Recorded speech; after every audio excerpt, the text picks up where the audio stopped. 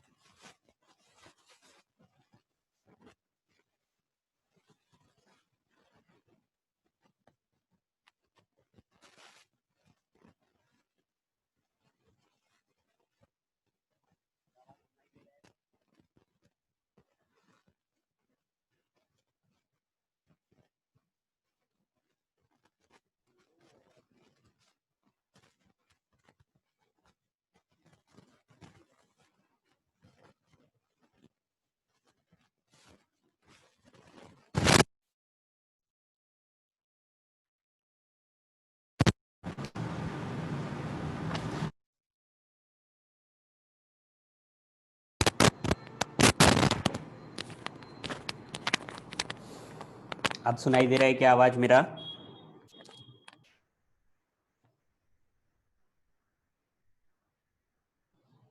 Okay, thank you. चलो पढ़ते।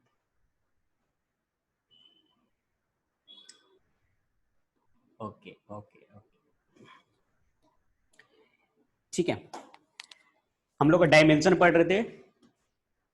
पिछले लेक्चर में सारा डायमेंशन हम लोगों ने देखा था। अब हम लोग देखते हैं कि डायमेंशन का यूज है क्या। What is the use of dimension? इसका पढ़ने का फायदा क्या है, क्या कहां पे यूज करेंगे इस डायमेंशन को?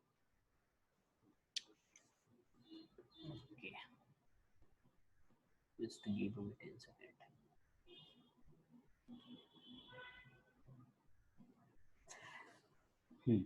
Use of dimension analysis. First use to check the correctness of physical equation. कि कोई भी इक्वेशन, फिजिकल इक्वेशन दिया है तो वो सही लिखा हुआ है या गलत लिखा हुआ है, इसको हम लोग चेक कर सकते हैं। कोई भी फॉर्मूला सही लिखा हुआ है या गलत लिखा हुआ है उसको हम लोग चेक कर सकते हैं डायमेंशन के हेल्प से। कितनी अच्छी बात है कि कोई फॉर्मूला है और उसको हम लोग डायमेंशन से चेक कर लेंगे कि वो फॉर्मूला राइट लिखा हुआ है या रॉन्ग लिखा हुआ है, या फिर कभी फॉर्मूला में कंफ्यूजन आ रहा है कि क्या था, तो हम लोग डायमेंशन से चेक कर लेंगे कि फॉर्मूला राइट है या रॉन्ग है। कैसे चेक करेंगे वो देखो। For example, force equal to mass into acceleration. अब हम, मुझे पता नहीं कि फॉर्मूला राइट है या रॉन्ग है, आपको पता है कि ये राइट है, मुझे नहीं पता कि ये राइट है या रॉन्ग है। मुझे चेक करना है कि ये राइट है या रॉन्ग है। तो चेक करेंगे, लेफ्ट का डायमेंशन एंड राइट का डायमेंशन इक्वल आना चाहिए। अगर इक्वल हुआ तो ये राइट है, अगर इक्वल नहीं हुआ तो 110% है कि ये फॉर्मूला रॉन्ग है।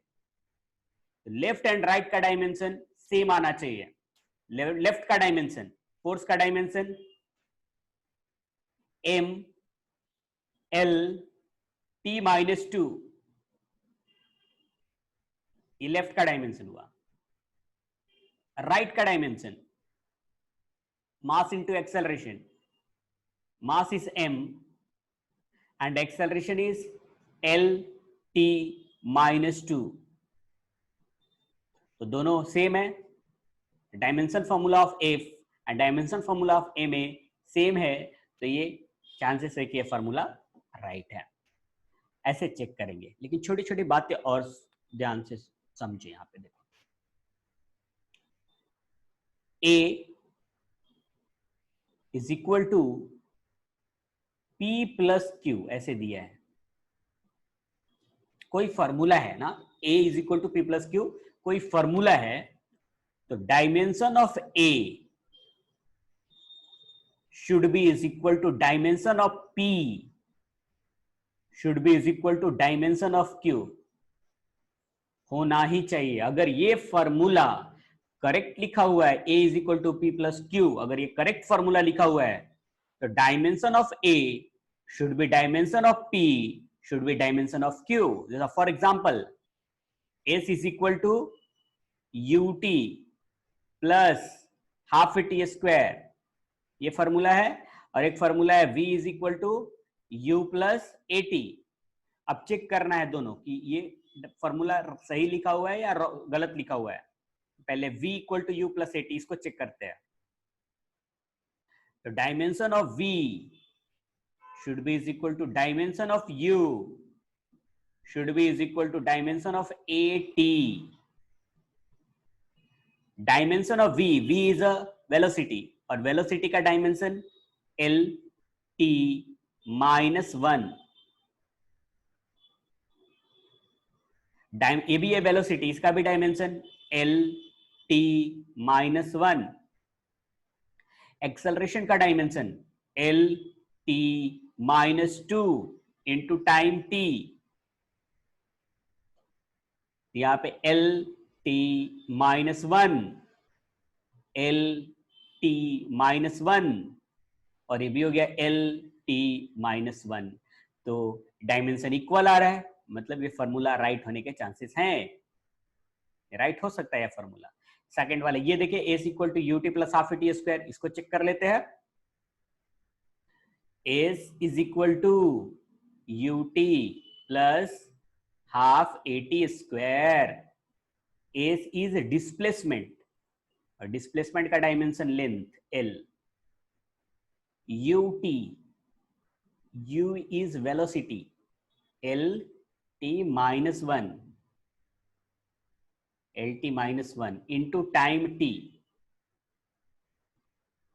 is equal to ये वाला, हाफ तो नहीं काउंट करते, हाफ नहीं रखते, जो भी न्यूमेरिकल वैल्यू है ना उसको नहीं रखते डायमेंशन में, हाफ को काउंट नहीं करते। तो acceleration is L T minus 2, और ये हो गया T स्क्वायर। तो T and T get cancel, dimension of L is equal to, यहां पे भी हो गया dimension of L,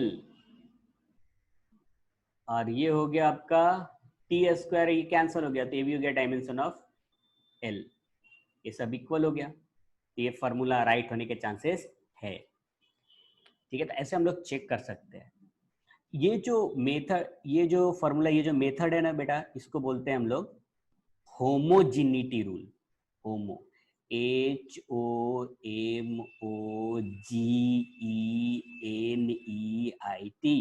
homogeneity rule. इसको ये वाला dimension of A equal to dimension of P equal to dimension of Q, इसको बोलते हैं होमोजिनिटी रूल। छोटे छोटे बात और याद रखना है। क्या याद रखना हो मैं बताता हूँ।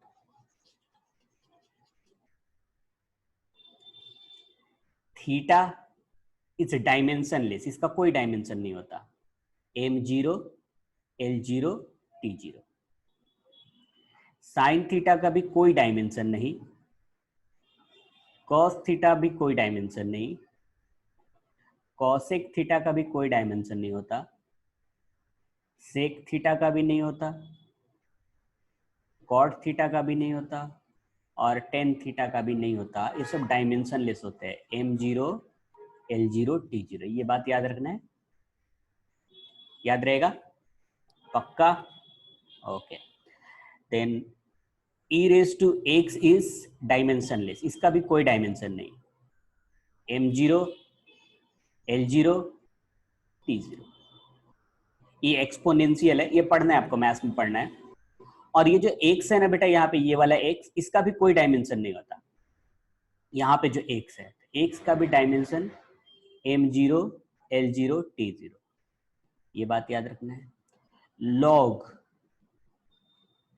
लॉग भी डायमेंशनलेस होता है, M0, L0, T0, और यहाँ पे जो ये एक्स है ना वो भी डायमेंशनलेस, M0 L0 T0, ये याद रखिए। ठीक है, इस पे एक क्वेश्चन कर लेते हैं। क्वेश्चन एक पहले मैं क्वेश्चन सॉल्व करता हूँ, सेकंड क्वेश्चन आप करोगे। पहले क्वेश्चन मैं सॉल्व करता हूँ।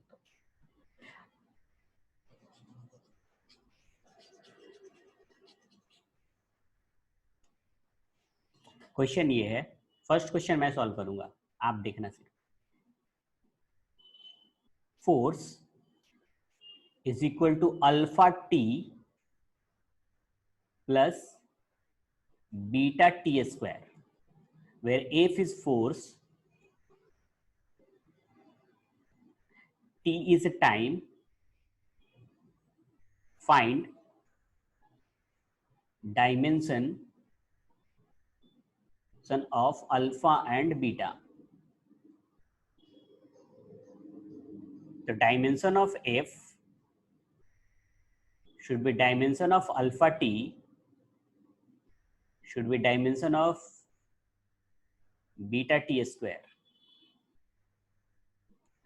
दोनों का डायमेंशन इक्वल होना चाहिए। तो alpha T is equal to F ना, alpha T equal to F, alpha is equal to F by T, alpha is equal to F is M L T minus two divided by T,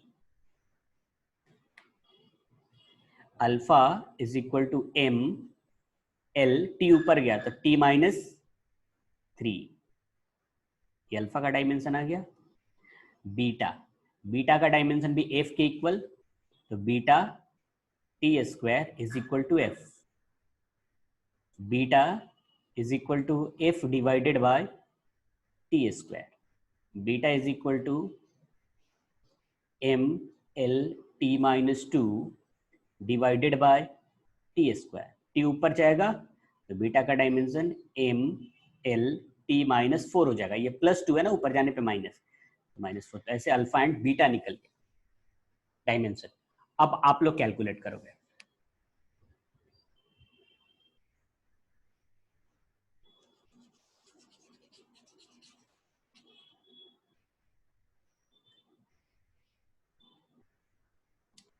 x is equal to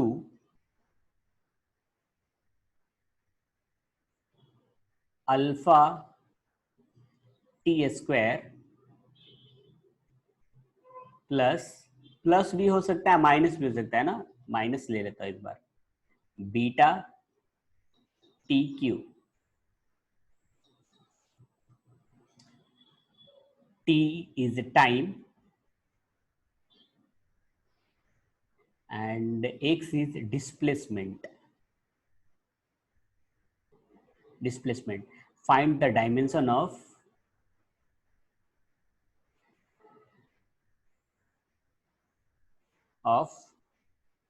alpha and beta।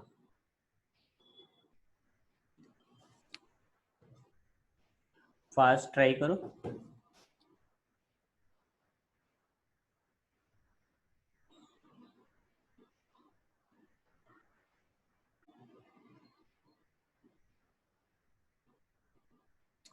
कुछ बच्चे जो first lecture attend कर रहे होंगे, जितना समझ में आता है बेटा उतना समझना।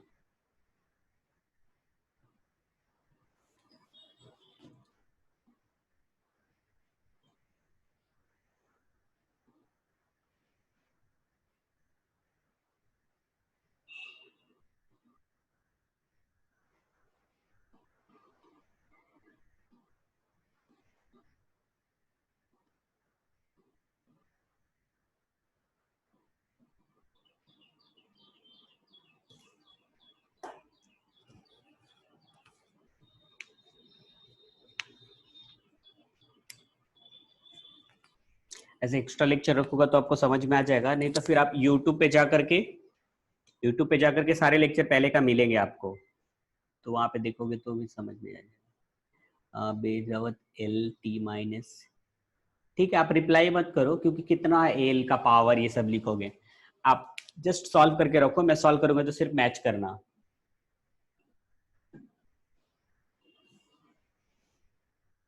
सिर्फ आप रिप्लाई कर देना कि हो जाए तो यस सर हो गया, या फिर सिर्फ यस सर, तो मुझे पता चले कि हाँ आप मुझे सॉल्व करना है। Done, very good. ये वाह, 2 स्टूडेंट का हो गया, बाकी वेद का हो गया, जेबा का हो गया और सम्मित का, वेरी गुड। और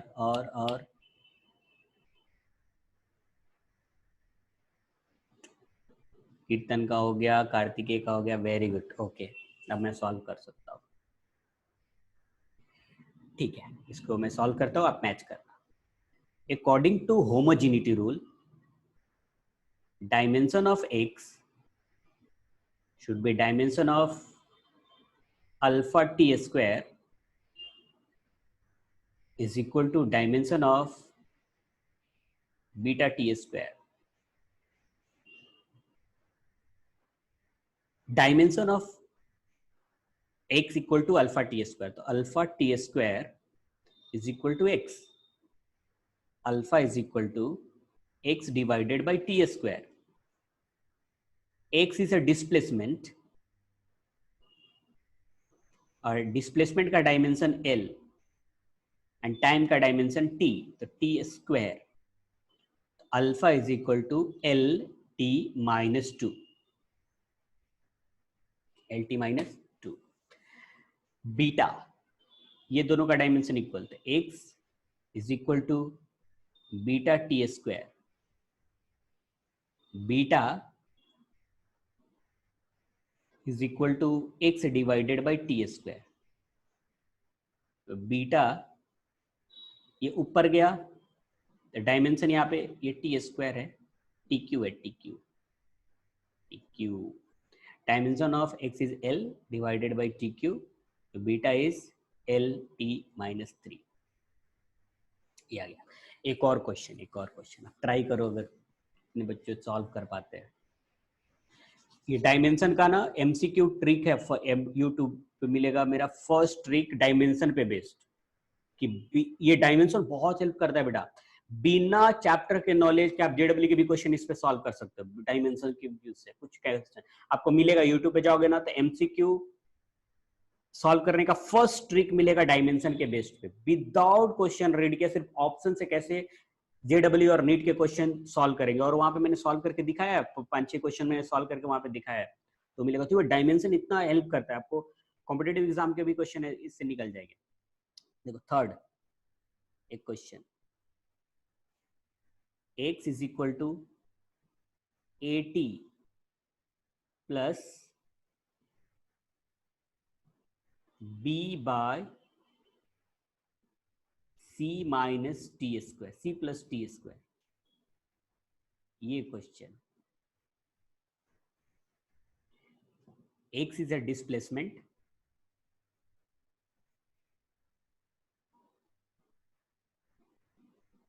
t is time,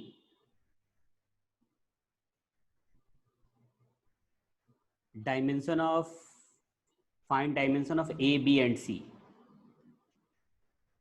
dimension of a, b and c।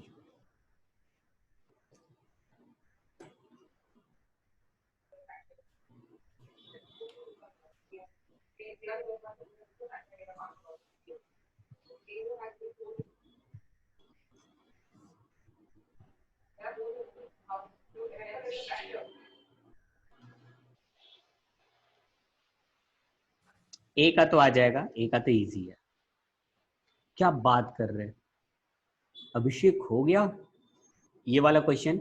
ये क्वेश्चन नहीं सर, वो पहले का है। Okay okay okay okay, try करो बेटा, ट्राई करो।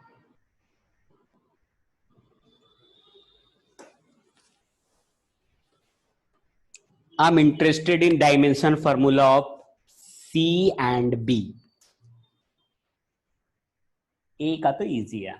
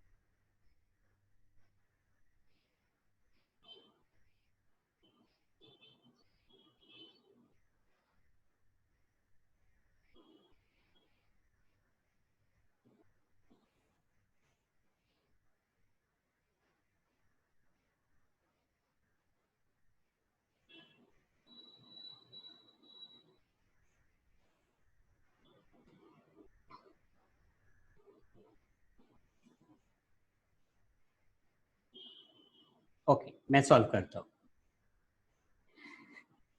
ए का तो इजी है, dimension of x should equal to dimension of AT should be dimension of B by C plus T square, ऐसा। AT is equal to X, A is equal to X divided by T, A is equal to dimension of X is L and time is T, A is equal to L T minus 1। A का तो dimension आ गया, अब हम लोग को B and C का चाहिए, तो ऐसा लिखते देखो, dimension of X is equal to dimension of B by Y। Y, what is Y? Y is C plus T square। ये जो C plus T square है ना, उसको Y लिखा है मैंने, तो Y equal to C plus T square, तो dimension of Y should be is equal to dimension of C is equal to dimension of T square। The dimension of Y is equal to dimension of C is equal to T raised to 2। C का dimension मिल गया, Y का dimension मिल गया, अभी B का dimension चाहिए हम लोग को। A का मिल गया, C का डायमेंशन, अब B का चाहिए, B। Dimension of X is equal to B by Y, B by Y, तो B is equal to XY, B is equal to X का डायमेंशन L और Y का डायमेंशन यहां पे T स्क्वायर, Y का dimension T square, तो B का भी मिल गया। तो अपने पास B का डायमेंशन मिल गया LT स्क्वायर, C का मिल गया T स्क्वायर एंड A का मिल गया LT माइनस 1। ये वाला अगर समझ में आया तो आप यस टाइप कर दो, नहीं तो फिर सर एक बार और समझा दो इसको।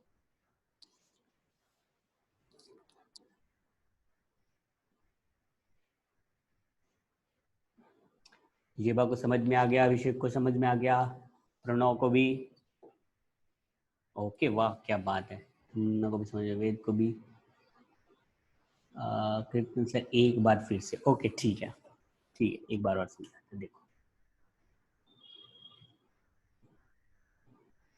ठीक है। एक स्टूडेंट को डाउट है, कीर्तन को डाउट है, एक बार फिर से मैं समझाता हूँ, बाकी लोग को भी रिवाइज हो जाएगा। देखो बेटा, पहले क्या किया, dimension of X is equal to dimension of AT is equal to dimension of B by C plus T square। AT is equal to X, A is equal to X by T, A is equal to dimension of X is L and T, तो T ऊपर गया तो LT minus 1, A का dimension मिल गया। अब आते हैं X is equal to B by, इसको Y लिख लिया, ये वाले को Y लिखा, व्हाट इज Y? Y लिखा है मैंने C plus T square, the dimension of Y should be dimension of C equal to dimension of T square, Y equal to C equal to T square, तो C का dimension मिल गया ना यहीं पे T square। अब आते हैं हम लोग B वाले में, the dimension of X is equal to B by Y, इसको तो Y लिखा है हम लोगों ने, तो B is equal to XY, ये इधर चला गया था XY, X का डायमेंशन L और Y का डायमेंशन T स्क्वायर, यहाँ पे Y का डायमेंशन T स्क्वायर, देखो यहाँ पे T स्क्वायर, तो B का डायमेंशन आ गया LT स्क्वायर, सो सिंपल। तो पहला डायमेंशन का यूज हम लोग को पता चल गया कि डायमेंशन फॉर्मूला चेक करने के लिए ये यूज करेंगे। सेकेंड एप्लीकेशन,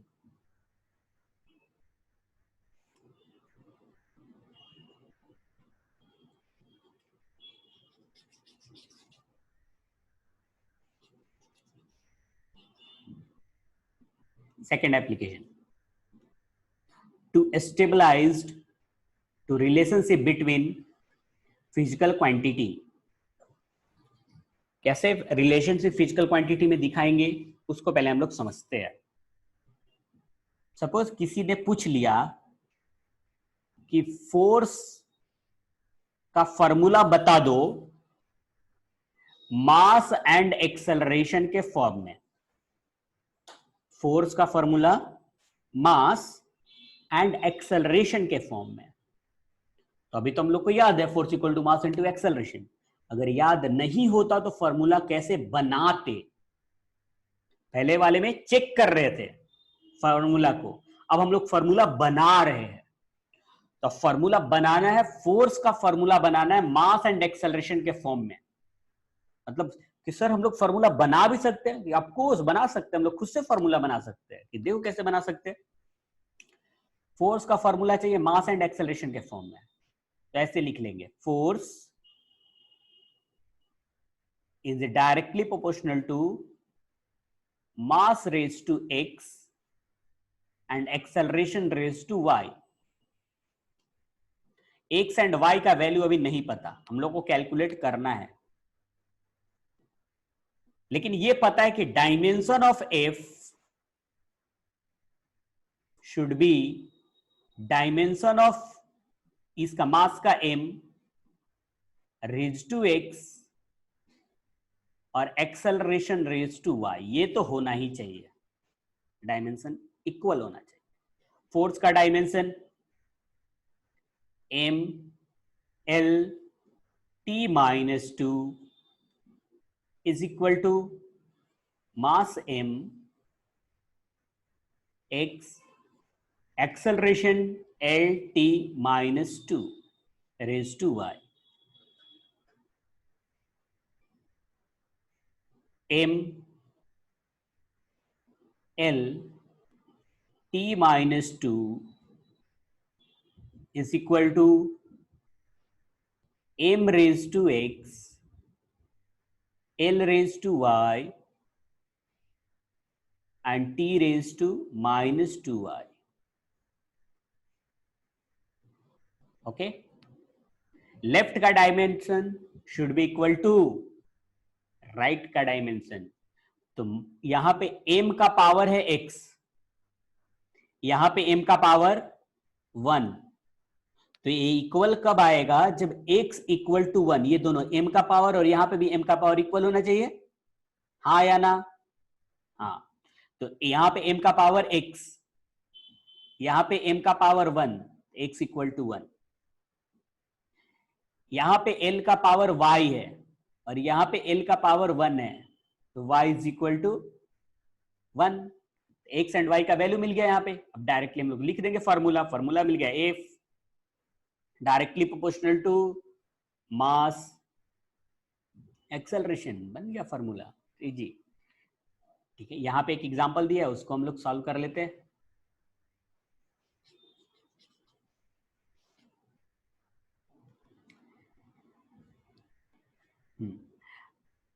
फॉर्मूला चाहिए टाइम का लेंथ एंड ग्रेविटी के फॉर्म में.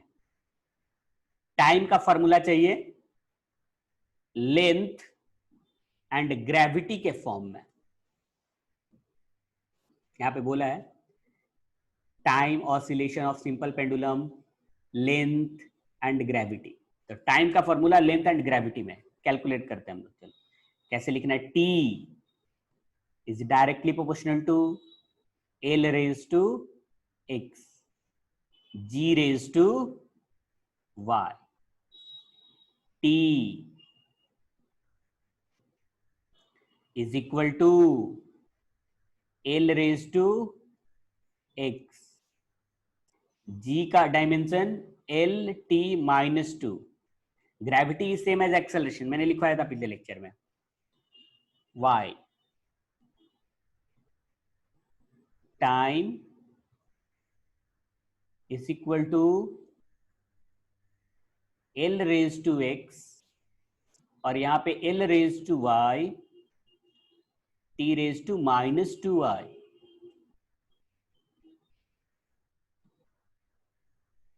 t इक्वल टू, ये हो गया यहाँ पे L raise to X plus Y, L raise to X plus Y, T raise to minus two Y,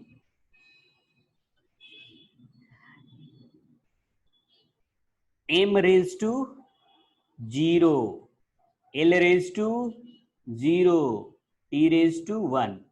यहां पे नहीं है ना एम और एल, इधर M raise to zero, L raise to X plus Y, T raise to minus two Y. यहां पे t का पावर माइनस टू वाई, यहां पे t का पावर वन, तो minus two Y is equal to one, y is equal to minus one by two, Y मिल गया। यहां पे l का पावर x प्लस वाई, यहां पे l का पावर जीरो, तो x plus Y equal to zero, x y का value minus one by two equal to zero, x is equal to one by two, X and Y का value मिल गया। अब formula बन गया अपना, देखो कैसे फॉर्मूला बन गया, t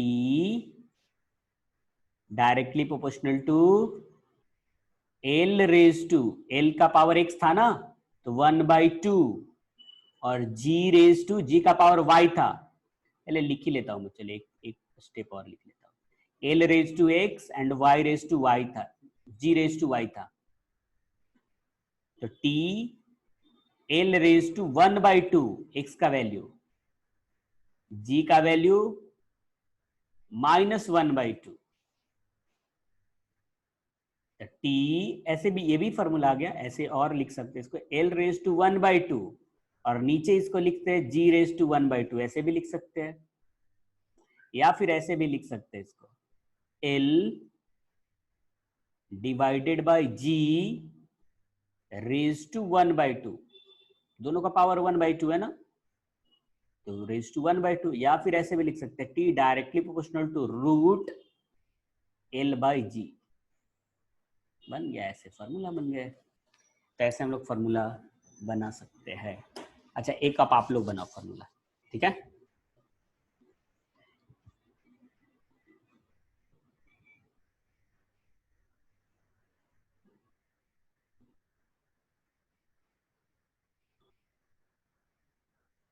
अच्छा, एक चीज और जैसे मैं बता दूं, सुन लो, देखो, जैसे t का अपना फॉर्मूला क्या है, t directly proportional to under root L by G, ये आया ना।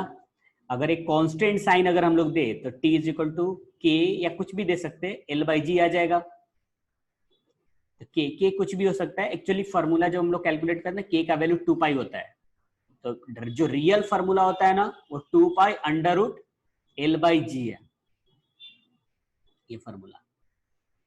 ये जो डायमेंशन का डीमेरिट है, एक डायमेंशन का डीमेरिट ये है कि वो कांस्टेंट वैल्यू को नहीं बता पाता। अगर कोई कांस्टेंट, जैसे टू पाई यहाँ पे होता है, लेकिन टू पाई को उसने नहीं बता पाया, डायमेंशन का ये डीमेरिट है। लेकिन डायमेंशन का ये बेनिफिट है कि रिलेशन तो बता रहा है टाइम और लेंथ के साथ, टाइम और ग्रेविटी के साथ, कांस्टेंट वैल्यू वो नहीं बता पाता। जैसे यहाँ पे देखो दिया है ना, T equal to K under root L by G, लेकिन फॉर्मूला होता है T equal to two pi under root L by G, और टू पाई तो बता नहीं पाता, तो ये डायमेंशन की हेल्प से नहीं पता कर सकते, ये एक्सपेरिमेंटल वैल्यू होते हैं ना, तो ये डिमेरिट है डायमेंशन का। लेकिन फिर भी डायमेंशन का कितना हेल्प हो रहा है, लेंथ और ग्रेविटी में रिलेशन तो बताया। ओके, एक आप लोग कैलकुलेट करो,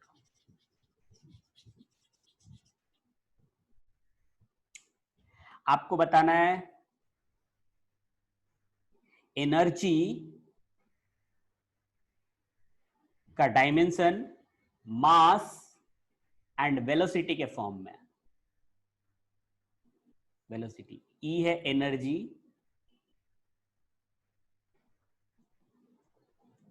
M mass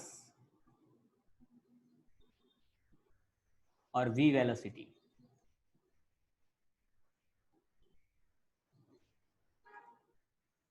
Try it.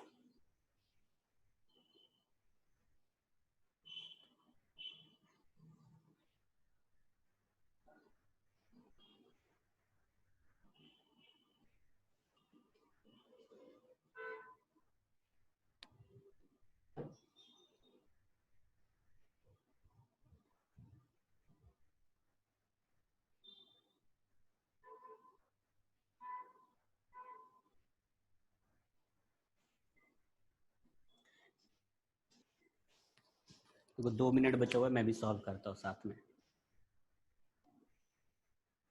Energy का डायमेंशन पहले ऐसे लिख लेते, E directly proportional to m raise to x v raise to y। Energy m l square t minus 2 is equal to m raised to x, v is lt minus 1 raised to y, m l raised to 2 t raised to minus 2 m raised to x l raised to y t raised to minus y। Left and right का dimension equal, m raised to x m raised to 1, x is equal to 1, l raised to y और l raised to 2, तो y is equal to 2। Finally formula मिल गया, E directly proportional to m raised to 1 and v raised to 2।